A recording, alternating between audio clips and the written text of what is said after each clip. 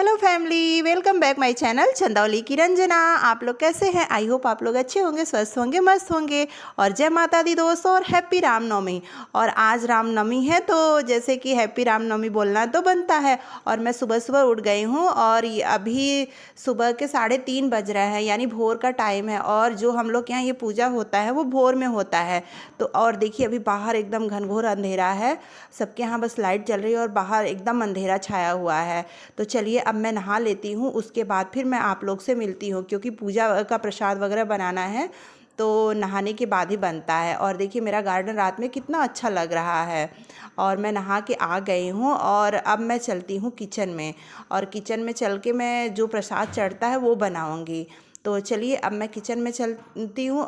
और किचन में आने के बाद मैं चूल्हे को प्रणाम करती हूँ, उसके बाद फिर मैं हाथ धो के आ जाती हूँ तैयारी करने के लिए। और मैं किचन और पूरे घर की साफ़ सफाई मैं रात में करके सोई थी, क्योंकि जिस दिन हम लोग के यहाँ नवमी का पूजा होता है उस दिन घर की साफ़ सफाई नहीं होती है। क्योंकि हम लोग के यहाँ मान्यता है कि जैसे कि बेटी की विदाई हुई या फिर जैसे कोई जाता है तो घर की साफ़ सफाई और झाड़ू पोछा नहीं होता है। और आज नवमी है तो आज तो माता माँ का जैसे पूजा होगा, उसके बाद उनकी विदाई होती है। तो इसीलिए ये हम लोग के यहाँ फिर से साफ़ सफाई नहीं होता है।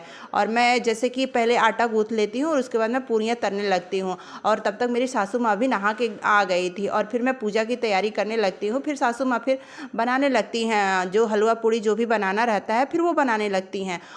और मेरी सासू माँ का एज काफ़ी हो गया है, तो वो जैसे कि उनसे सारा पूजा पाठ और व्रत नहीं हो पाता है।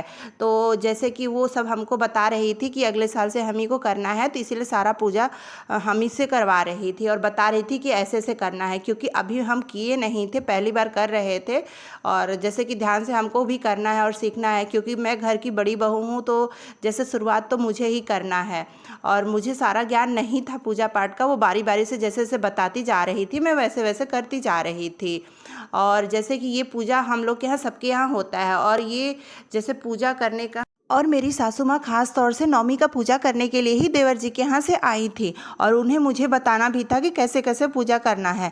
तो इसीलिए उनका सारा पर्पज़ था कि इस साल सारा हम बता देंगे तो अगले साल से बहू करने लगेगी। और हम लोग के यहाँ ये पूजा हर घर में होती है।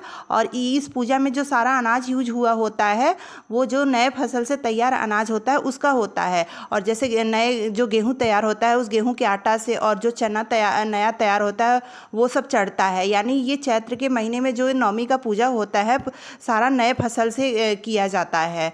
और जैसे कि मेरा पूजा पाठ हो गया है, अब मैं आरती कर लेती हूँ। जैसे पूरा जैसे कि जैसे मेरी सासू माँ कर रही थी वैसे वैसे मैं भी कर रही थी। जैसे वो दंडवत प्रणाम करती हैं वैसे मैं कर रही थी।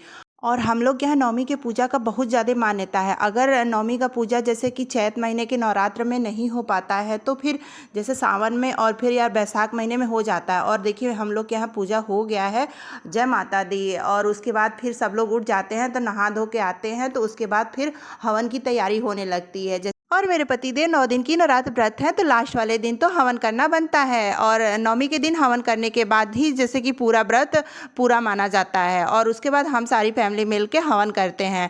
और आप लोग कमेंट करके बताइएगा कि आप लोग के यहाँ माता माँ की पूजा कैसे होती है और रामनवमी कैसे मनाया जाता है। अगर वीडियो पसंद आए तो लाइक करिए, शेयर करिए एंड सब्सक्राइब करिए। ओके दोस्तों, मिलते हैं नेक्स्ट ब्लॉग में नए वीडियो के साथ। तब तक के लिए बाय बाय, जय माता दी और हैप्पी रामनवमी दोस्तों।